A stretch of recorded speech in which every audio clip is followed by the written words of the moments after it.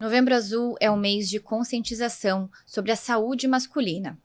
Além do temido câncer de próstata, existem inúmeras doenças e condições que acometem os homens e podem ser fatais. Quem vai conversar sobre o tema com a gente é o Dr. Marcos e a Ellen da LeveMed. Sejam muito bem-vindos. Boa tarde, meu nome é Ellen, eu sou enfermeira do Star Leve da LeveMed. E hoje o Star Leve está aqui para falar um pouquinho sobre esse tema de extrema importância, né, que é a saúde do homem. Um tema que ainda é cercado de muito tabu, muitos mitos, muitas verdades. E durante esse mês queremos quebrar essas barreiras, né, e incentivar os homens a se cuidar cada vez mais. E o Dr. Marcos também está aqui conosco para esclarecer e desmistificar um pouquinho tudo isso. Dr. Marcos, seja bem-vindo. Obrigado. Bom, conta pra gente então qual a importância desse mês, desse Novembro Azul, e a importância do autocuidado para a saúde masculina. Obrigado pelo convite, primeiro, antes de tudo, né? É sempre bem importante a gente conseguir esclarecer esses temas de saúde, né? E a questão do Novembro Azul ela é essencial para conseguir chamar atenção para o tema de saúde do homem, porque é muito comum do homem acabar deixando a saúde em um segundo plano, né? Então a gente acaba vendo isso muito frequente. Nós, nos consultórios, nas unidades de saúde, né, como a LeveMed, né, vemos que tem vários homens que deixam de cuidar da sua saúde por 2 anos, 3 anos, que não fazem nenhum tipo de acompanhamento. Então o mais importante é iniciar um acompanhamento de saúde, né? E aí a gente tem todas as questões ali das doenças e problemas que mais acometem os homens, né?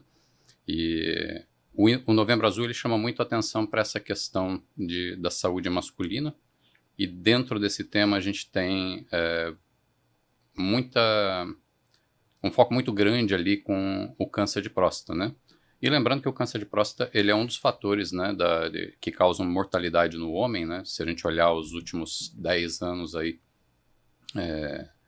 de dados de mortalidade masculina, um dos fatores que mais mata, e o fator que mais mata homens é doença cardiovascular. São doenças de coração, de vasos, né? Então, isso chama um pouco a atenção quando a gente olha e fala assim, não, vamos conversar sobre câncer de próstata? Sim, é muito importante. Mas também é importante lembrarmos que a saúde do homem não se restringe só a isso, né? E quando a gente fala de saúde cardiovascular, qual a importância justamente desse acompanhamento, desse olhar atento, né, do autocuidado para a prevenção? É muito importante o homem conseguir identificar os fatores que podem levar a problemas cardiovasculares, né? Alguns, inclusive, são comuns com problemas da próstata, né? E o acompanhamento clínico regular, ele ajuda muito na identificação desses problemas, né? Então, olhando ali a questão dos cânceres, não só o de próstata, né? Todos os outros tipos de cânceres, todos os outros tipos de problemas que acometem o homem, né? Questões muito comuns tendem a causar um impacto muito grande, né? Não só na saúde do homem, mas na saúde da própria família inteira, né? Quando temos homens que eles acabam tendo uma dessas doenças e isso impacta não só ele, impacta todo mundo, né? Toda a família, né? Então é muito relevante isso. E quais seriam, então, essas questões às quais o homem, especificamente nesse caso, precisa ficar atento? Então, tem relação com o estilo de vida? Como que funciona? Com certeza. Estilo de vida é uma das questões mais importantes, né? A Ellen está aqui, né, representando a Star Leve, né? E é um programa que olha muito para isso, né? Quando temos o homem olhando para a saúde dele, uma questão muito importante que é muito comum é a questão de obesidade, sedentarismo. Isso tudo é muito tratado nesse programa, né? E acaba sendo um fator muito importante para doença cardiovascular e para câncer de próstata. Também há vários trabalhos aí que mostram que a obesidade ela pode ser um fator de risco para câncer de próstata também, né? E quais seriam, assim, não sei se é possível o senhor falar pra gente, numa lista de ordem, né? Uhum. O que é mais letal para os homens? Os 3 principais fatores ou condições que são letais para o homem. Quando a gente conversa sobre isso, tem, eu acho que uma divisão que a gente pode fazer aí, né? A primeira divisão são os fatores que podem levar o homem a ter doenças que vão causar a morte dele, né? Ou vão causar uma debilidade muito, muito importante, né? E nisso se enquadra a questão do sedentarismo, da obesidade, da alimentação, né?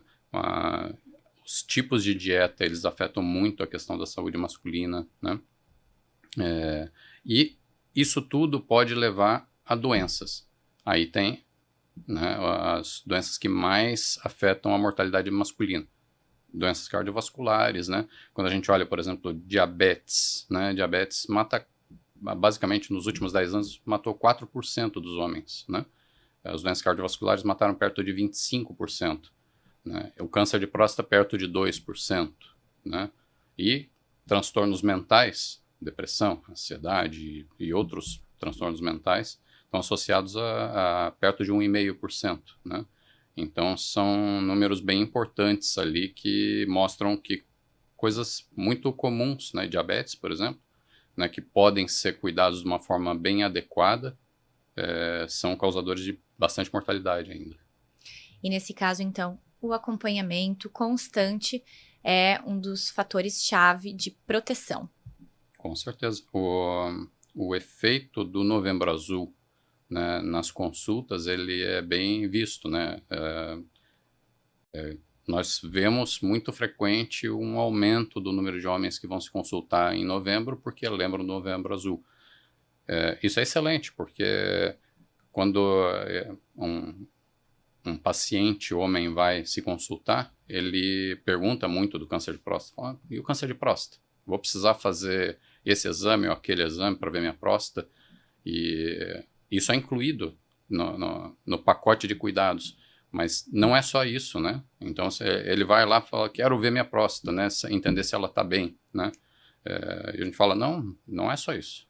Vamos olhar isso, com certeza, mas vamos olhar o todo. Não é só a próstata que é relevante, né? E a importância também, né, doutor, do vínculo com o médico de família. A gente tem falado muito sobre isso, né? É para ter todo esse cuidado, para quando chegar na idade ali de fazer o exame da próstata, enfim, ter esse vínculo com o médico, né? Para ele já saber de todo o seu histórico, né? Como está a sua saúde num todo, né? Como o doutor falou. Com certeza. Bom, e até considerando que especificamente o câncer de próstata envolve vários tabus, acho que essa confiança se torna ainda mais importante, né? Com certeza. Bom, doutor, e agora falando um pouquinho mais especificamente sobre o câncer de próstata, embora ele não seja o assunto dominante ou principal quando se fala de saúde masculina. Mas quais seriam os principais fatores de risco associados ao câncer de próstata propriamente? Quando nós olhamos os fatores de risco, o principal fator de risco para câncer de próstata é a idade, né? Então, é pouco comum o câncer de próstata abaixo de 40 anos. Ele começa a ter uma relevância muito grande a partir de 50, 55 anos, né? Então, a idade é um fator muito importante, né? As questões genéticas também são muito relevantes, né? Tem alguns genes que podem estar associados a câncer de próstata, né? E a questão genética não faz parte da rotina testar todo mundo para genes, né? A melhor forma de entender como a genética afeta aquele homem especificamente é olhar o histórico dele, o histórico familiar dele, né? Então, casos de câncer de próstata na família são um forte indicativo de que aquela pessoa precisa ter exames talvez antecipados, uma avaliação antecipada em relação à próstata, né? Outra coisa é a questão da obesidade que eu comentei, né? Então, a obesidade também tem sido identificada em trabalhos como um fator de risco para câncer de próstata, né? E também muito relevante aí, principalmente nessa região, né, onde a gente tem muita agricultura, né, é a questão de exposição a produtos químicos que também são cancerígenos, né? Então, existem algumas substâncias que podem ser derivadas de petróleo, às vezes que podem causar câncer, né? Mas os agrotóxicos, que são muito presentes aqui na região por causa da questão das culturas, né? Também são bem relevantes da gente lembrar. Contato com isso pode aumentar a chance não só de câncer de próstata, mas outros tipos de câncer também. E quais são os principais sintomas aos quais os homens precisam ficar atentos nesse sentido? Então, vamos lá. Quando nós olhamos a questão da próstata, a próstata é um dos órgãos que está muito relacionado ali à questão do sistema gênito-reprodutor masculino, né?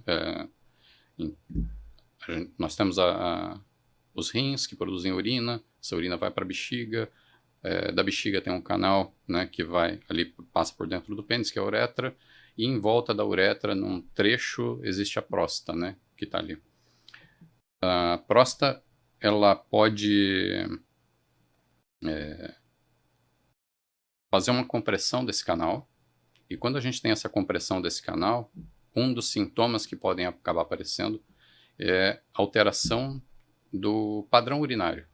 Então, a primeira coisa que pode aparecer é alteração de padrão urinário. Então, assim, um determinado homem faz xixi tantas vezes por dia. Mudou.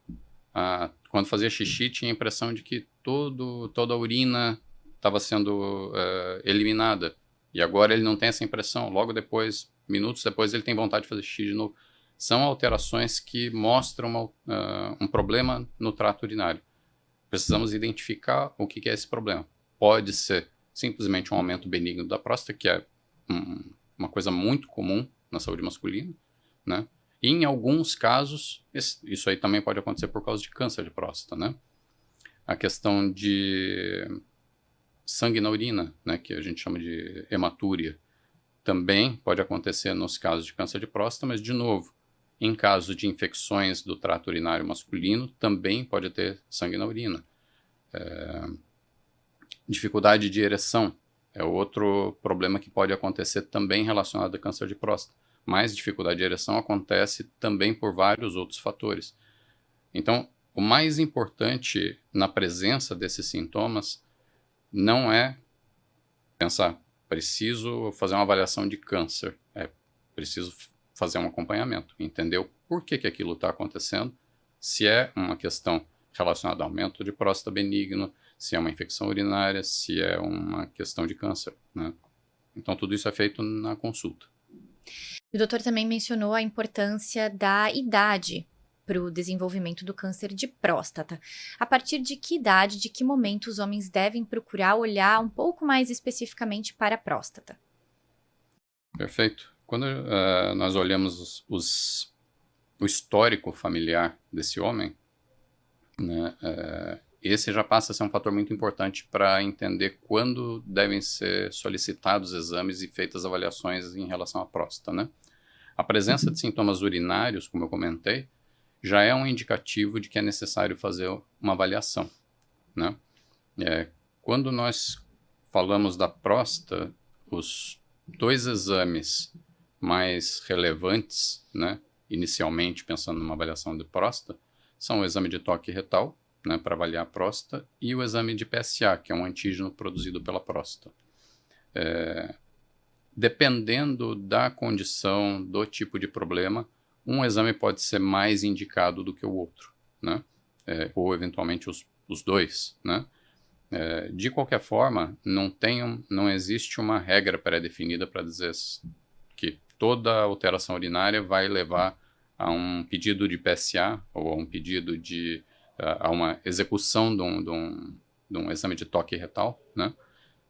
E outros exames também, né? Então, não existe uma regra pré-definida. É necessário conversar com o paciente, entender, né? E toda essa avaliação ela só funciona bem se existir vínculo. Então, é importante fazer as avaliações de rotina para entender o quanto esse homem consegue falar de coisas íntimas, né, com o médico. Ele não vai ter isso numa primeira consulta. Às vezes demora mais consultas, né, para começar a conversar de coisas mais íntimas, né? E essa confiança é essencial para todo o processo, né? Então, e cada um tem responsabilidade em relação à sua saúde. Ninguém é obrigado a fazer nada. Esse é o ponto principal, né? Então, não existe um médico que vai falar assim, ó, você é obrigado a fazer isso nesse momento e você tem que fazer isso agora. Não.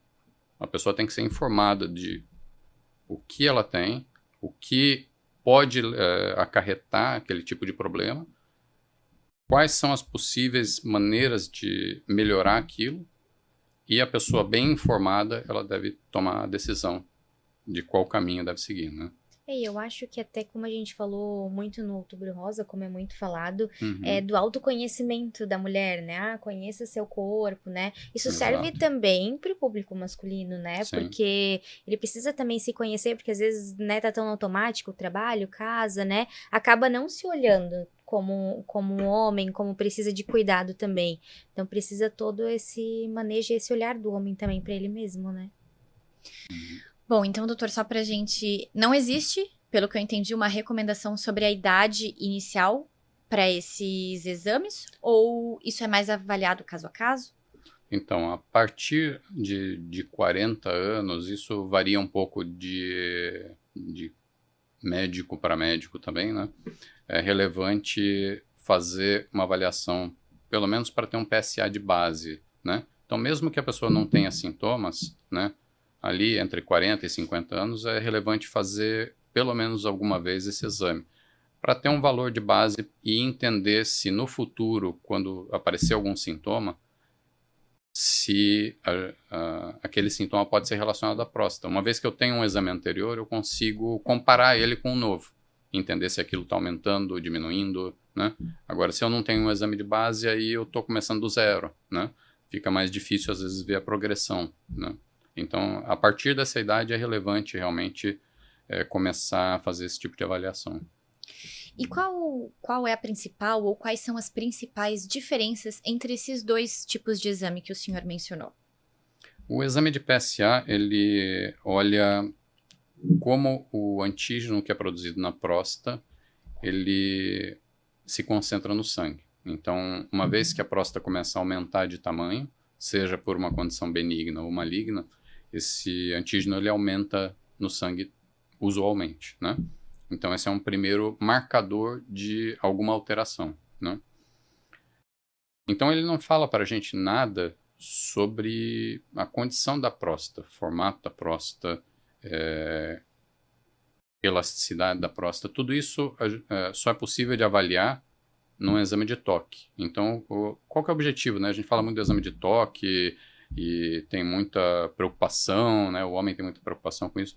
O exame de toque ele serve para entender se aquela próstata ela pode estar aumentada, se a elasticidade da próstata está como esperado, ou se ela está endurecida, se ela tem alguma região que parece que tem algum nódulo, ou se está irregular, se ela está móvel, né? Então, uma próstata que ela está fixa, aderida, já chama a atenção para algum problema mais sério, né? Uma próstata que está elástica e está móvel, fica muito mais tranquila a avaliação no sentido de não ter um indicativo forte de um problema maior, né? Como câncer. Então, essa avaliação de formato, de elasticidade, de condição mecânica mesmo da próstata, só é possível com um toque retal mesmo, né? E o outro exame, então, é uma coleta de sangue, basicamente. Isso, exatamente. E quais são os principais desafios desse exame de toque que pode ser muito temido pelos homens? O principal desafio é justamente a questão de vínculo.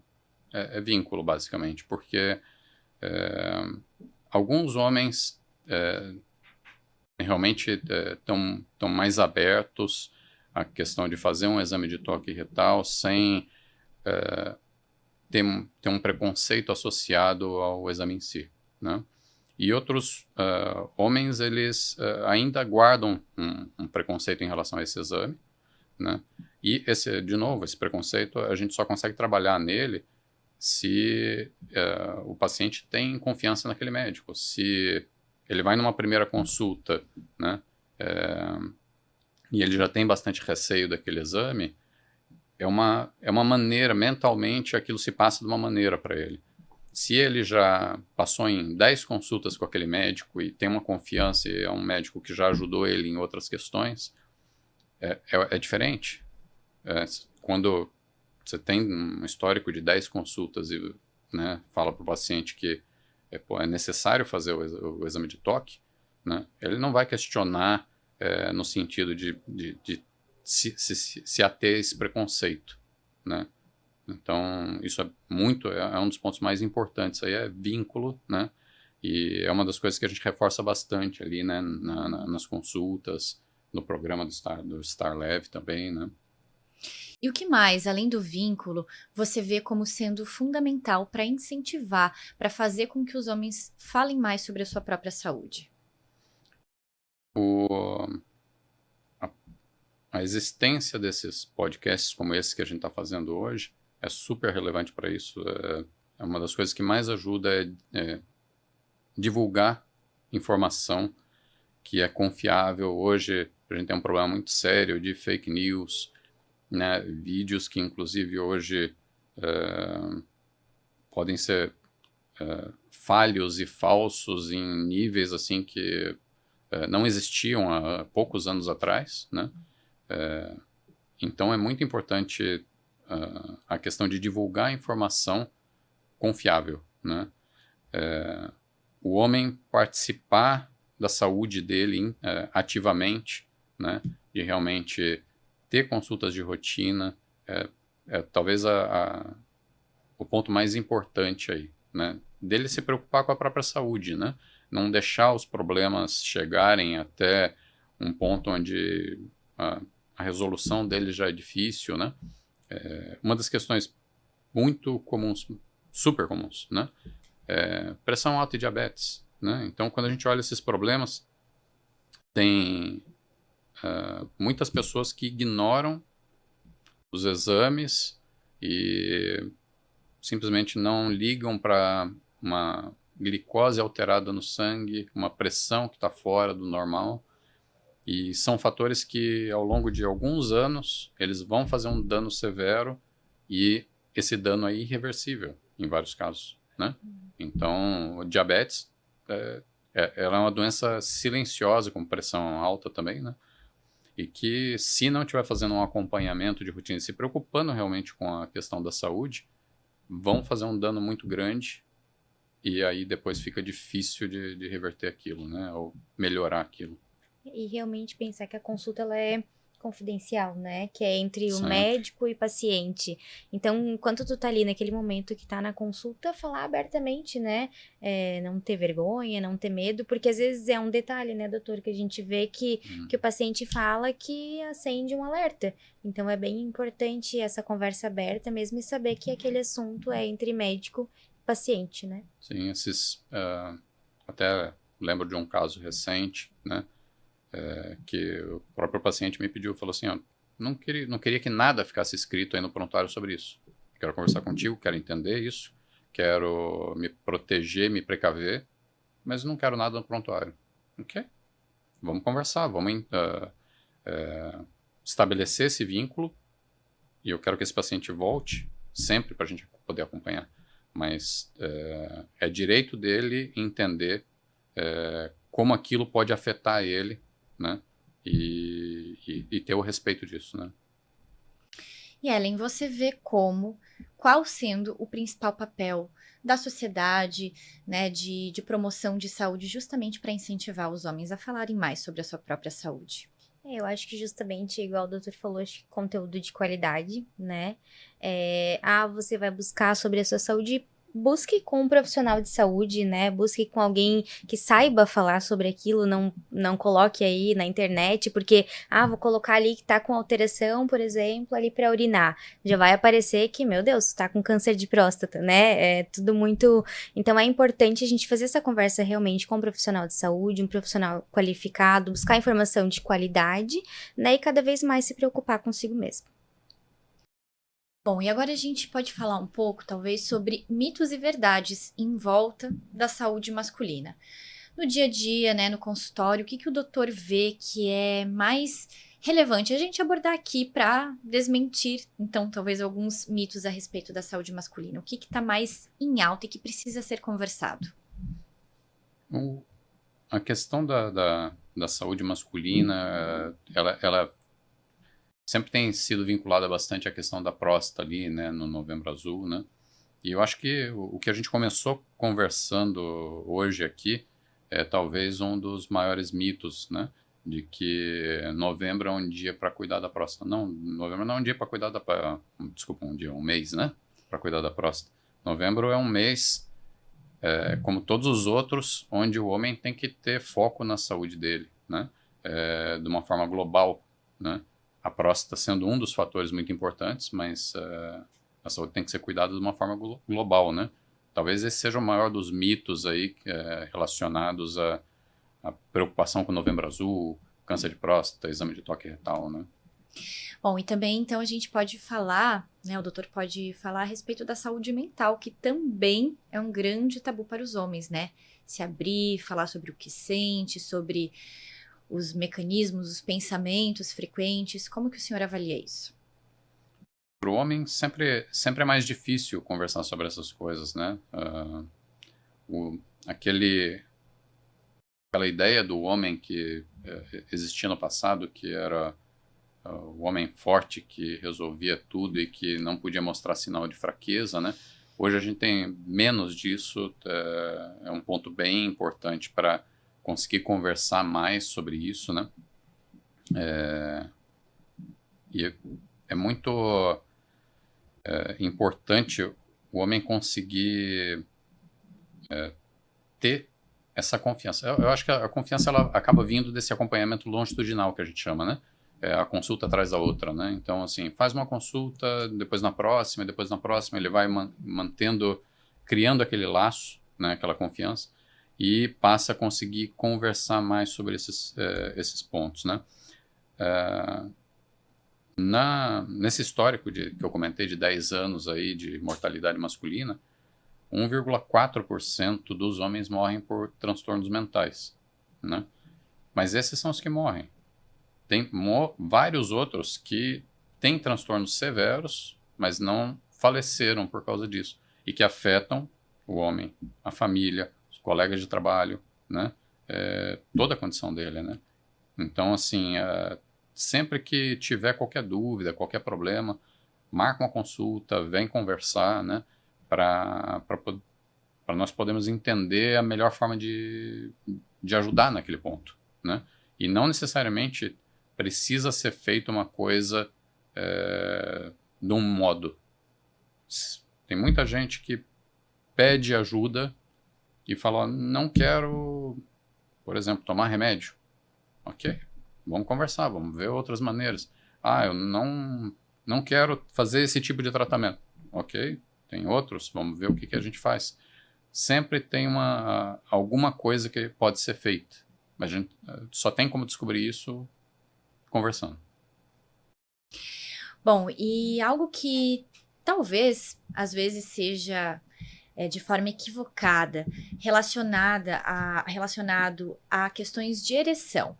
Falando um pouco ainda sobre saúde mental. Muitas vezes as pessoas associam esses problemas a questões emocionais, né, como um problema pontual, mas a ereção ou a dificuldade de ereção, ela pode ser causada por diversos motivos, como o doutor já mencionou anteriormente. Quais são os mitos relacionados a isso nesse ponto específico da saúde masculina? Talvez um dos pontos mais importantes aí seja o fato de que muita gente acredita que quando existe um problema de ereção, né, isso infelizmente ainda acaba sendo frequente, as pessoas pensam que aquilo exige um tratamento com um medicamento em si, né? A ereção, a libido, né, tem fatores que são fisiológicos, né, e que são muito relevantes, né? Quando eu falo fisiológicos, que são do corpo, né, em si, de algum problema no corpo, né? Mas tem um impacto muito grande da saúde mental em cima desses fatores, né? não existe libido para alguém que não consegue pagar as contas no final do mês. Não existe libido para alguém que está com um filho que está doente, né? Então, assim, essas coisas afetam muito a libido, a capacidade de ter um bom relacionamento, né, sexual, e precisam ser avaliadas, tratadas, melhoradas, né? Então, tudo isso é muito relevante. Tem, obviamente, os fatores fisiológicos, como eu falei, né? Então, a próstata pode ser um fator que causa disfunção erétil? Pode, com certeza, né? Mas é importante conversar para entender se o que está acontecendo é por questão prostática, se é por questão mental ou outros fatores, né? Bom, então eu tô entendendo aqui que realmente esse vínculo é algo fundamental, tanto para permitir que esse homem, em primeiro lugar, assuma, né, se coloque numa posição vulnerável para assumir ou que tem pensamentos ruins, que pode possivelmente estar passando por algum tipo de transtorno mental, assim como também para assumir uma possível disfunção erétil, enfim, tudo isso requer esse acompanhamento mais constante, mais presente e esse vínculo entre médico e paciente. É isso? É isso aí. Bom, então para a gente finalizar, que mensagem o doutor e você, Ellen, também gostariam de deixar para os homens nesse mês de Novembro Azul? Então, o Estar Leve, né, a Leve Med, ela veio realmente para fazer essa conscientização os homens que, como o doutor falou, né, não deixar de cuidar a sua saúde só um mês específico, por exemplo, agora em novembro, mas sim que tenha um autocuidado consigo mesmo, né, que busque falar abertamente com um profissional de saúde, e a Leve Med apoia essa causa, né, e tá lá com toda a estrutura para dar uma saúde de qualidade para os nossos beneficiários. Eu acho que a mensagem final que fica é não deixe a saúde para trás, né? Se preocupe com a sua saúde. Saúde, ela é fazer acompanhamento de rotina, ela é ter uma dieta adequada, é cuidar do corpo, né? A obesidade, como eu comentei, é um fator super relevante para vários problemas, né? Problemas de articulações, problemas, né, da parte sexual, problemas de transtornos mentais, né? Então, e esse é só um dos pontos, né? Então, é super relevante ter esse acompanhamento e sempre ter uma preocupação com a saúde em si, né? Tá fazendo atividade física regular, comendo de uma forma equilibrada, tendo períodos para poder relaxar aquele estresse do dia, né? E, no final das contas, isso tudo é saúde, né? Você cuidar dessas coisas todas. Dr. Marcos, Ellen, muito obrigada pela participação de vocês aqui, por todas as informações compartilhadas e até a próxima. Obrigada. Obrigado.